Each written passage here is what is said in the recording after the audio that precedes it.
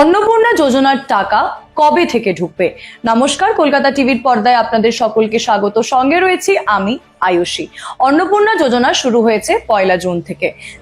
June এবং জুলাই 2 মাসে বহু মহিলারা অন্নপূর্ণা যোজনার টাকা ইতিমধ্যেই পেয়েছিলেন। তবে অন্নপূর্ণা যোজনা নিয়ে বিতর্কের কিন্তু শেষ নেই, কারণ বহু মহিলা যারা নিজেদেরকে যোগ্য উপভোক্তা বলে দাবি করছেন, তারা বহু মহিলারা অন্নপূর্ণা যোজনার টাকা জুন বা জুলাই কোনো মাসেই পাননি। ফলে তারা আবার নতুন করে আবেদন করেছিলেন এবং নতুন করে আবেদন করার পরেও অ্যাপ্লিকেশন স্ট্যাটাস সহ আবেদন খারিজ হবে না অনুমোদিত হবে, সব নিয়েই অন্নপূর্ণা যোজনা নিয়ে বেশ কিছুদিন ধরে জল্পনা চলছিল। এই আবহেই রাজ্যের মুখ্যমন্ত্রী শুভেন্দু অধিকারী আগেও জানিয়েছিলেন, বাম এবং তৃণমূলকালীন যেসব প্রকল্প চলমান ছিল, বিজেপি সরকার আসার পরেও সেই সমস্ত প্রকল্প কিন্তু চলবে। নাম বদলে যেতে পারে, ভাতার পরিমাণ কমতে বাড়তে পারে, তবে কোনো ভাতা কিন্তু বন্ধ হবে না। আমরা আগেও দেখেছি যুব সাথী বদলে যুব শক্তি এসছে, লক্ষ্মী ভান্ডার বদলে অন্নপূর্ণা ভান্ডার এসছে। তবে এই অন্নপূর্ণা ভান্ডারের তৃতীয় কিস্তির টাকা অর্থাৎ আগস্ট মাসের টাকা কবে ঢুকবে সেই নিয়ে জল্পনা বেশ কিছুদিন ধরেই চলছিল। আগের 2 মাস অর্থাৎ জুন এবং জুলাই মাসে দেখা যায় অন্নপূর্ণা যোজনার যারা টাকা, যাদের অ্যাপ্লিকেশন গৃহীত হয়েছিল, তারা অন্নপূর্ণা যোজনার টাকা কিন্তু মাসের মোটামুটি 5 থেকে 7 তারিখ অর্থাৎ প্রথম সপ্তাহের মধ্যেই পেয়ে গিয়েছিলেন। তবে অন্নপূর্ণা যোজনার টাকা তৃতীয় কিস্তির টাকা অগস্ট মাসের 3-4 তারিখ হয়ে যাওয়ার পরও যখন বহু মহিলারা পাননি, মহিলাদের মধ্যে একটা উদ্বেগ সৃষ্টি হয়, কিভাবে সেই টাকা পাবেন, আদৌ তাদের টাকা তারা পাবেন কিনা। এরই মধ্যে মাঝখানে আরো একটা ঘটনা ঘটে। দেখা যায় অন্নপূর্ণা যোজনার যে পোর্টাল ছিল, সেই পোর্টালও মাঝখানে কাজ করতে বন্ধ হয়ে যায়, যেখানে অ্যাপ্লিকেশন স্ট্যাটাস বা সিটিজেন লগ ইন বলে যে অপশন ছিল, সেই লগ ইন অপশনও সরিয়ে নেওয়া হয়।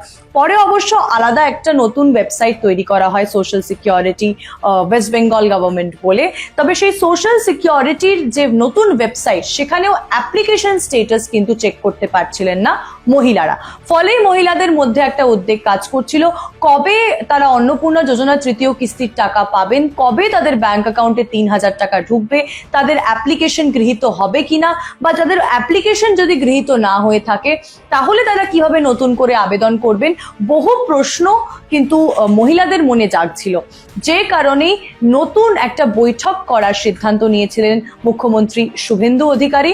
কথা মতোই 10ই আগস্ট বৈঠক করেন তিনি। সংবাদ মাধ্যমের সামনে এসে ক্রাইটেরিয়ার লিস্ট বা যোগ্যতার যে লিস্ট, সেটা নতুন করে জানিয়ে দেন কারা টাকা পাবেন, কারা টাকা পাবেন না, এবং জানিয়ে দেন 17ই আগস্টের মধ্যে যাদের আবেদন গৃহীত হয়েছে অর্থাৎ যারা যোগ্য উপভোক্তা, তাদের ব্যাংক অ্যাকাউন্টে 3,000 টাকা করে ঢুকে যাবে। তবে এতেও রয়েছে কিছু শর্ত।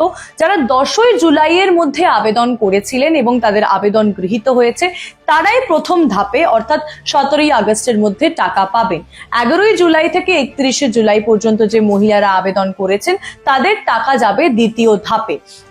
সেই নিয়ে তিনি বলেওছেন যে 17ই আগস্টের মধ্যে যদি টাকা না ঢোকে তাহলে চিন্তার কোনো কারণ নেই। আপনি যদি 11 থেকে 31শে জুলাইয়ের মধ্যে টাকা আবেদন করে থাকেন, তাহলে টাকা ঢুকতে একটু হলেও দেরি হতে পারে, কারণ 11ই জুলাই থেকে 31শে জুলাই পর্যন্ত 2 লক্ষেরও বেশি আবেদন জমা পড়েছে, যে কারণে আবেদন যাচাই করতে একটু সময় লাগতে পারে। তবে কথা মতো 17ই আগস্টে যারা 10ই জুলাই পর্যন্ত আবেদন করেছেন এবং তাদের আবেদন গৃহীত হয়েছে, তারা কিন্তু অন্নপূর্ণা যোজনার টাকা পেয়ে যাবেন বলেই জানিয়েছেন শুভেন্দু অধিকারী। আরো খবরের জন্য চোখ রাখুন কলকাতা টিভির পর্দায়। রাত দিন 7 দিন।